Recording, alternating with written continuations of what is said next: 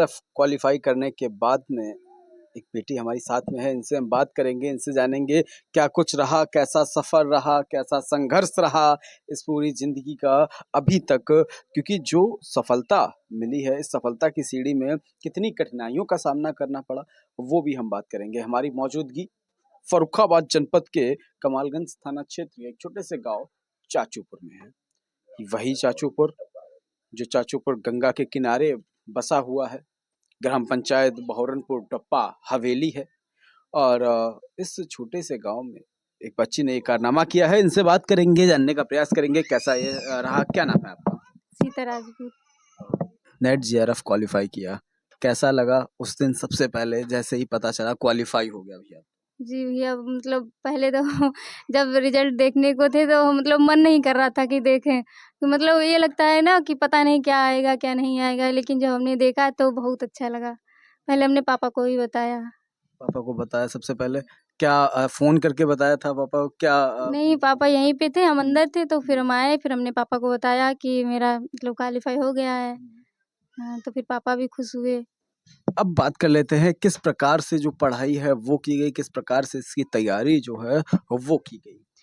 तैयारी तो मतलब काम करते हुए मैंने मतलब साथ में पढ़ाई भी की और काम भी किया। और मतलब जैसे कि गांव में रहते हैं तो मतलब खेत वेत होते ही हैं हम लोगों के, तो खेत वेत में मतलब जो भी काम होता है वो सारा करते हैं हम, उसके साथ मतलब पढ़ाई भी करते हैं। और मतलब जब जैसे कि नहीं काम होता है तो मतलब हम लाइब्रेरी चले जाते हैं। लाइब्रेरी में मतलब पढ़ाई सही हो जाती है, वहाँ सुबह चले जाते हैं और शाम 5 बजे आते हैं हम, सुबह 8 बजे जाके। सुबह 8 बजे जाकर शाम को 5 शाम बजे। को 5 बजे आते हैं। इस बीच लगातार पढ़ाई होती रहती है, कुछ ब्रेक भी दिया जाता नहीं, ब्रेक नहीं देते हैं क्योंकि घर पे आके फिर पढ़ाई हो नहीं पाती है। और घर पे मतलब ऐसा कोई सेपरेट रूम नहीं है जहाँ पे हम मतलब पढ़ सकें, तो इसलिए हमें लाइब्रेरी जाना पड़ता है।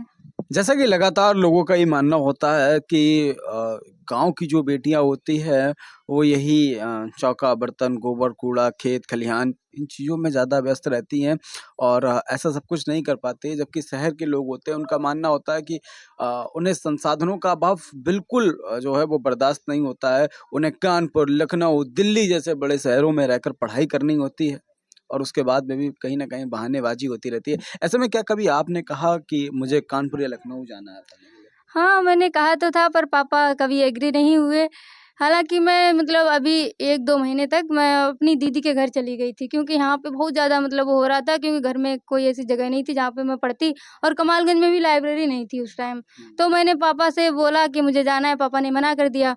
फिर मैंने पापा को नहीं बताया और सिर्फ़ मम्मी से पूछ के मैं अपनी सारी जो भी बुक्स वुक्स थी मैंने भर के मैं चली गई वहाँ। फिर जब मैं वहाँ पहुँच गई तो पापा ने हमें बुलाया भी, ये कहा कि अब चलिए आओ घर पे।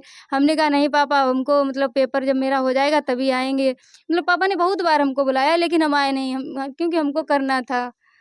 अब क्या सपना है, आगे क्या करना है? अब आगे तो प्रोफ़ेसर ही बनना है। जी।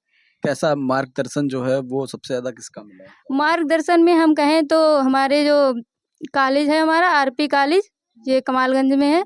तो वहाँ जो हिंदी विभाग के हमारे सर हैं अखिलेश सर, तो उन्होंने हमको सबसे ज़्यादा मार्गदर्शन उन्होंने ही किया हमारा। वैसे हमको तो पता भी नहीं था कि मतलब नेट जेआरएफ क्या होता है और मतलब क्या हमको करना है, पहले से हमने कुछ नहीं सोचा था। लेकिन हाँ, एक मन में मेरे ये था कि मतलब जैसे कि हिंदी को सब लोग बहुत हीन दृष्टि से देखते हैं। मतलब इंग्लिश को ज़्यादातर मतलब प्रायोरिटी इंग्लिश को ही दी जाती है, लेकिन हमको करना था कि हम कुछ हिंदी में करें। तो फिर मेरा हिंदी सब्जेक्ट बचपन से मतलब अच्छा भी था, क्योंकि वो हमारी मातृभाषा है इसलिए। तो फिर हमने सोचा था कि हमको हिंदी में ही करना है, जो भी करना है। तो मेरे मार्क्स भी अच्छे थे हिंदी में, तो सर ने हमको कहा कि मतलब ये परीक्षा होती है, एक बार तुम भी ट्राई करके देखो। तो फिर मैंने सोच लिया कि मुझे अब यही करना है, तो मतलब काम के साथ-साथ मैंने उसकी भी तैयारी करी। चलिए, बिल्कुल उज्ज्वल भविष्य की अपनी आपकी कामना करते हैं और पिता हमारे साथ में हैं, इनके पिता से भी बात कर लेते हैं।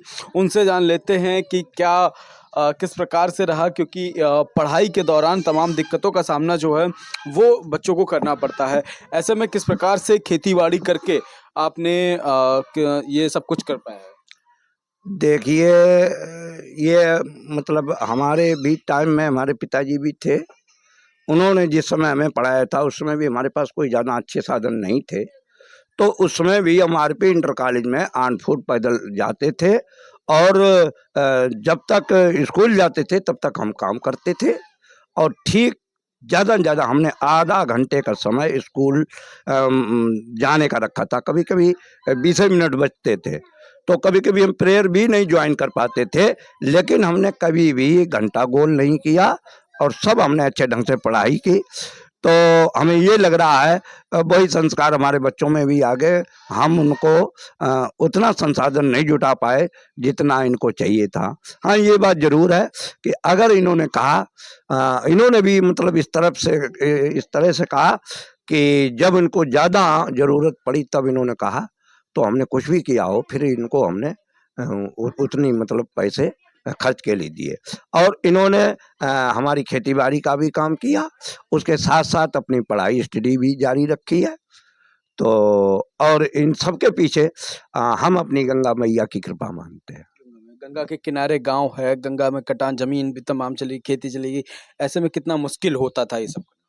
देखिए ऐसा है, ये लोग सोचें, हमें केवल ये था जमीन हमारी चली गई, हम परेशान रहे, हमने गंगा मैया कभी नहीं छोड़ा। और हम ये मानते हैं कि हमारे ऊपर सबसे बड़ी कृपा गंगा मैया की है। तो हमें थोड़ा ये था, हमें थोड़ा परिश्रम और करना पड़ा।